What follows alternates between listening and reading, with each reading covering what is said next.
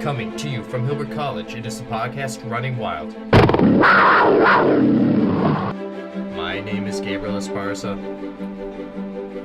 Follow us on Twitter at Run Wild Podcast. Like our Facebook page, Run Wild Podcast. We are now on SoundCloud, Run Wild Podcast. And subscribe to our YouTube channel, Run Wild Podcast. It is a big weekend in sports. Key games in college football that'll have playoff implications. Key games in the NFL that'll determine who is still playing in January. College hoops get started, and the NBA is in full swing. With me to dissect everything that's going on, we have Joe Braniecki in studio. Joining us in studio, it's our resident Falcons fan, Joe Braniecki. Joe, how are you? I'm okay. Glad to be here. It's a long return. Always wanted to be on this. Thank you for coming. Joe, it's been a rough season for your Falcons. What's the most important factor that explains why the Falcons are having Super Bowl loss woes? Main reason, I think, is their defense. Obviously, the offense is there. They really didn't lose anybody, but you had injuries to Vic Beasley Jr. You had out, who else you have? You have Alec Mack going out. You had the defensive tackles going out. And it was the excuse last year. They're a young team. They still are a young team. But maybe we could hope to build in the draft. We'll get a solid pick, mid-round pick in the first round, and try and build off that, get a nice all-pro talent. Do you think Matt Ryan was a little overrated last year, or was that just one of his career years? I think it was one of his career years. He's certainly capable of doing that at any time. At any time, he can throw 5 touchdown passes and 400 yards in a game. I feel he's that elite of a quarterback. But it's all about who's around him, too. I mean, you got top 5 running back Freeman, top 3 wide receiver Jones, young tight end in Hooper, who's really been playing well. But, no, I feel that was a solid career year for him, and he can certainly build off that. All right, so this week, I think in order to keep their playoff hopes alive, they have to beat the Cowboys. Right now, Vegas has them as a -3 favorite. Do you see the Falcons winning this game without Ezekiel Elliott in the lineup? That's probably the big factor. I do see them winning this game. I know last week they played the Jets. They just escaped out of that one in New York. 25-20 they won. But, I mean, always positive, got momentum going into a game like this. Star running backs out, so Dak's going to have to escape the pocket. We bring enough pressure, throw the ball, let's see what he can do. Fair enough. We'll be on the lookout for that. Moving on to the Sunday night game, New England versus Denver. Joe, I think the first to 20 wins this game. And I see that 20 coming from the Patriots, not Brock Osweiler. What do you think? I don't even think the Broncos will score 20. I don't even know if they'll score at all. I mean, this team this season hasn't shown me much, hasn't shown America much. Jacksonville's ahead of them. You got all these teams that are ahead of them. The season ended today. They would not be in the playoffs. I don't see them as being at the playoffs at the end of the year. I mean, I don't know. They need to do something on the field. I mean, I don't know. Offense and defense, they need a lot of work. Couldn't agree more. Finally, New Orleans versus the Bills. The Saints come to town. Joe, how do you see this game playing out? This is a really tough game to watch. You got the 6-2 Saints, high-powered offense, Drew Brees. You got Alvin Kamara, who's playing phenomenal for the Saints running back. Rookie of the Year candidate, in my opinion. Absolutely, he is. And then, the Bills' defense, I mean, as you know, top 5 in the league. So I see it being a low-scoring game. No team gets more than 17. But I see the Bills prevailing in this one. I see the Bills prevailing if we get McCoy going early. Okay. You'll be at the game, won't you? Yep, I'll be staying 115, serving some hot dogs, some pretzels, so stop by. Little Labatt Blue. Labatt Blue and Labatt Blue Light. You can keep the light stuff. All right, let's move on to the NBA. That season is upon us where we wait 82 games for the Warriors Cavs to play in the championship. Do you think that'll be the case again this year, or are the Celtics going to have something to say about that? I think right now, and looking ahead, the Celtics are probably the team to beat in the East. Cavaliers are losing games that they should win. I mean, they were playing the 3-5 Atlanta Hawks, and they lost by 2 in Cleveland. And so maybe it's just, getting used to the system. They got a whole lot of new players. Isaiah Thomas set to play in January. He hasn't even stepped foot on the court yet. People just got to know their roles, I guess. I mean, Derrick Rose is playing well. Jeff Green had a monster game yesterday. He had 20 points in the second quarter. But They just got to, build their chemistry. Definitely build their chemistry. And then once they start clicking, I mean, they are going to be a team to beat. But I think now it's the Celtics. The Celtics have impressed me a lot. They've overcome injuries right off the bat with Gordon Hayward. And they're still winning. Kyrie Irving, his razzle-dazzle on the court. He's making defenders look silly. Right now, the Celtics are obviously the clear front runner. I think the Cavs, they need to get healthy. They need Isaiah Thomas back.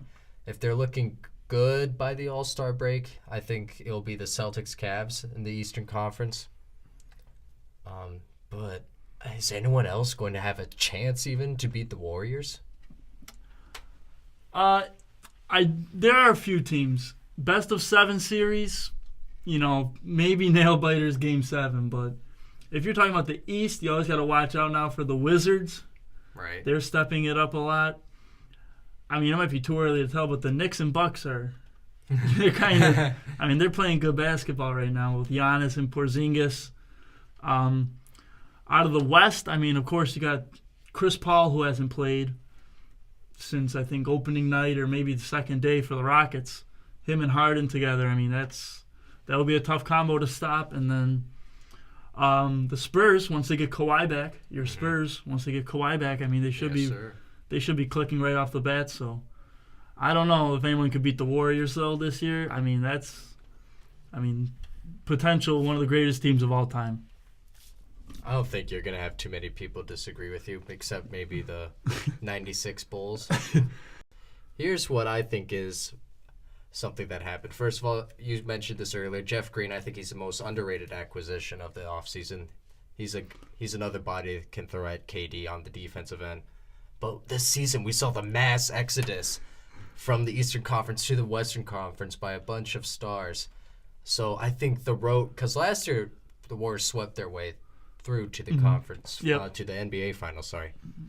And this year, I think the road to the finals for them is going to be tougher.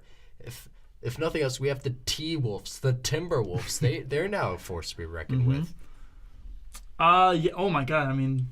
One of the biggest team acquisitions maybe in the history of the NBA. You got 2 all-star selections in Jimmy Butler, right? Jeff Teague. You lost Rubio, but Rubio's doing great. He was doing great in Minnesota. Now he's doing great in Utah. So it was pretty much a kill 2 birds with 1 stone kind of deal there. Right. You got that on top of Andrew Wiggins and Karl Anthony Towns. I feel they don't need any more players around them. They just need more of a bench presence. Their bench hasn't been performing well. But I do feel that is going to be a team in about 2 to 3 years. They're going to be a top half of the league. Okay, so I think the future is looking like the T-Wolves. And then maybe out of the East, we're looking at the Bucks and the Knicks. Yeah, I would say so. A lot of young talent, and it's not, 1 year and then these players just go away. These players are here to stay. So. And then we also see Rudy Gay for the Spurs. That's going to be a big acquisition come the playoffs. Then I think another underrated acquisition, we've talked about this off the air, Milos Teodosic for the Clippers. I know he's out now, but he is going to be big time, a great spark, either off the bench or even starting. He should be starting. If you wanted a player to replace a guy like Chris Paul, this is the guy. Is the guy I would want. Pass first point guard. He gets flashy, which is LA typical LA. The flashy point guard, and you got the big powerhouses with Griffin and Jordan. It's a perfect fit. But, of course, it's just going to take some time to get used to the system. And then you also, with the loss of Redick, now you need some shooters on the outside there. But that'll come, within the draft and through free agency. Speaking of flashy LA, What do you think of how Lonzo Ball has performed this season? Boy, he's not playing like a big baller. No. That's what I would say. If it was big baller or bust, he would be a little bit of a bust right now.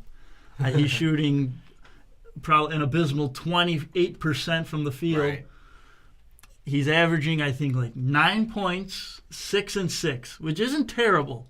I mean, he's, 20 years old, playing against grown men, averaging nearly 10 points a game, 6 and 6. I mean, that's, give credit where it's due, but of course the hype came from LeVar saying that he's going to win the Rookie of the Year. It's already at his house. It's, he's already got it in the bag, but we've seen some rookies now this year that have, certainly made a case for themselves.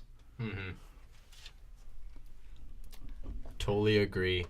I think if this was a normal rookie, in other words, we don't have the circus of LeVar Ball, which was very entertaining to watch, then we're just saying, we have to wait a couple years and he'll be fine. Right. I still think he'll be fine for me. He's got to get in the weight room. What's most concerning, I'm not worried about his shot. I think that'll come with confidence. He's not shooting with confidence right now. What's concerning for me is he's not able to finish at the rim. And I'm not even talking about with contact. He's just missing layups. So he's got to do that. Once he's able to finish with a little contact, I think he'll be fine. He does make some shots around the rim, but you're right. I mean, he's giving me layups that, you should make in high school on the varsity level. Right. He's missing. And I think maybe that's a little bit of intimidation. Because in college, when he played at UCLA, I don't think he had, big guys guarding the rim like there are now in the NBA. Or even some guards that could jump like they were. Like I seen him get blocked when they played the Celtics by, I forgot who it was. One of the Boston guards. I mean, it was just one-on-one. I mean, it was a clean block, but I mean, he's got to go up with confidence. It doesn't look like he's very confident in his shot in general. So. Just a little more confidence, the ability. He has the ability. He can get to the rim. He can do all the moves that gets him to the rim, but he needs to finish. Totally agree. Let's move on. College basketball starts today. Super excited. I know most people don't tune in until March Madness, but I'm one of them who watches college basketball year-round. How about you? Yeah, I do. Usually, I'll start fading away maybe mid-season. Okay. Less games are on TV. I'll start fading away. I'll only look at scores and standings, but beginning and end of the season is when I really, really tune in. Okay. So right now, who do you have at the top? Right now, winning the whole thing? Yeah. One team, I'm a Duke Blue Devils fan. Okay. Preseason ranked number 1. I think they're going to stay number 1. I mean, they got, I think 3 of the top 10 or 2 of the top 10 recruits signed already. Grayson Allen's coming back. I mean, that's going to be a tough backcourt to stop. Right. Kentucky, they reloaded too. You can't ignore Michigan State. Miles Bridges coming back is huge. I don't know. Kansas, they'll be good. Like UNC, they're going to be good. UNC. Here's why I'm not picking Duke. Grayson Allen is going to get himself thrown out in the final 4 minutes. I'm calling it right now. You know what? He went off the air. He went out of his way about a week ago and said, the whole technical thing with the tripping and the how he reacted. He said that was totally unacceptable. He won't do it again. But I feel there is a side of him that, I totally do not agree. I agree with that. Like he might. There's always that possibility. Like he might. He's still got that wild side left in him. But that's what's great about basketball. We don't know who's going to win. It's anyone's. We got to see how the teams progress throughout the season. It's going to be fun to watch. Who do you have as a potential breakout player for the upcoming season? Breakout player, we're going to go DeAndre Ayton from Arizona. He's a freshman. He's 7'1", 250. He's from the Bahamas. Last year, he was ranked the number 1 player for the McDonald's, all top 100, whatnot. I mean, this dude is a monster. Mm-hmm. I mean, he is he's filled out. He's got a lot of muscle to him, 250 pounds. He's 7'1", very athletic. He can shoot the ball. He's gonna be tough to stop. He's gonna be very tough to stop. He's very quick. He's very quick for a 7-footer. So he on defense.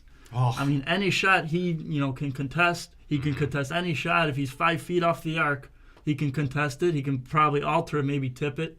He reminds me of like an Anthony Davis. Okay. A taller Anthony Davis in college. That can score in college. Anthony Davis was really all defense in college and, put back dunks. But this guy, he can stretch it out, shoot the three, and he can play defense. Right. So he's an Anthony Davis on steroids in college. I think that's the perfect analogy. I'm going to go like for like here. Mohamed Bamba going to Texas, a 7-footer. He also can stretch the floor. Oh, yeah. Gobbles up the ball on defense. I can't wait. I think Texas is going to be, maybe they won't win it all, but they're going to be one of these surprise teams that maybe didn't perform as well. Under Shaka Smart, too. I think they're going to have a nice little run. They're going to go dancing maybe come March. All right. I need to make an apology, Joe. Last week, we talked about the Breeders' Cup, Travis and myself, the horse racing, and all that good stuff. What did I fail to mention? The annual Camel Cup. Oh. This brings me to my obtuse sport of the week, camel racing. So this started as a bet between two men, and he wrote a letter to his friend, "Dear editor, I challenge you to a duel. My weapon of choice, the camel." So now every year in Australia, they have the same race that they did. And one of them has died, God rest his soul. But Neil Waters is still going strong. He's won a couple Camel Cups. Now, what's the most Australian thing about this to me, mate? What is the prize? Some people, these are true athletes. Some people, they compete for money. Some for fame. Some for glory. They compete for a mug. I am all about the Camel Cup now. Stay tuned to the Run Wild podcast for Camel Cup coverage. Joe, would you like to go camel riding? They offer courses. Do they really? Oh yeah, you go to Australia. They teach you how to ride the camel, and they let you pet it, I guess, if that's what you're into. Would you be interested in watching the Camel Cup?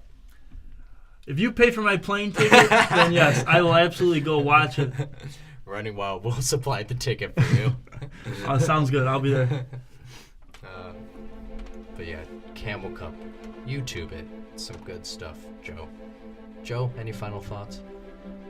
No, I mean, this is a great experience. I've always wanted to do this. Be a part of the Running Wild podcast. I hope I can come back again sometime in the future. Yes, sir. Of course. You're always welcome, Joe. We're gonna have you come back once we get a little more in depth in the season. Yeah. Oh yeah. Okay, and once we get you talking about a little Hilbert college hoops too. There you go. All right, this has been Joe Braniecki. Thank you for coming on the pod, Joe. No problem, Gabe.